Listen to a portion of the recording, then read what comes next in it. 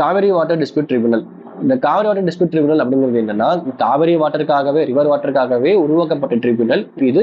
Interstate water tribunal act 1956 கீழே section 4 கீழே இதை உருவாக்குறாங்க சென்ட்ரல் கவர்மெண்ட். இதோட வேலை என்ன அப்படின்னா, காவிரி வாட்டரை நதிநீர் பங்கீடு தான், யார் யாருக்கு எவ்வளவு தண்ணீர் கொடுக்கணும் அப்படிங்கிற இந்த பங்கீடை வந்து கன்ஃபார்ம் பண்றதுக்காக தான் இந்த ட்ரிபியூனலை உருவாக்குறாங்க.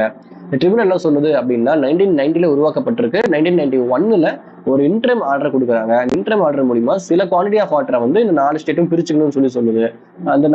இதை வந்து என்ன பண்றாங்கன்னா, சுப்ரீம் கோர்ட் கிட்ட வந்து பிரசிடென்ட் வந்து ஒரு 143 மூலியமா ஒப்பீனியன் போறாரு. இந்த மாதிரி இன்ட்ரம் ஆர்டரும் ஒரு ஆர்டரா கன்சிடர் பண்ண முடியுமான்னு சொல்லி சுப்ரீம் கோர்ட்டு கிட்ட பிரசிடென்ட் வந்து கேட்கிறாரு. சுப்ரீம் கோர்ட் என்ன சொல்றாங்க அப்படின்னா, தாராளமா கன்சிடர் பண்ணலாம். ஏன்னா செக்ஷன் 5 கீழே வந்து இந்த ஆர்டரும் அவார்டும் வந்துடும்.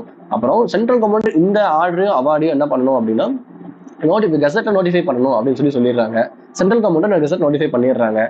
இதுக்கப்புறம் என்ன பண்றாங்கன்னா, ஃபைனல் அவார்ட் 2007 இந்த ட்ரிபியூனல் கொடுக்குது. இந்த அளவுக்கு பிரிச்சுக்கணும், எல்லாருமே 15 வருஷத்துக்கு இது இந்த அளவுக்கு பிரிச்சுக்கணும்னு சொல்லி ஃபைனல் அவார்ட் டிசிஷன் கொடுக்குறாங்க.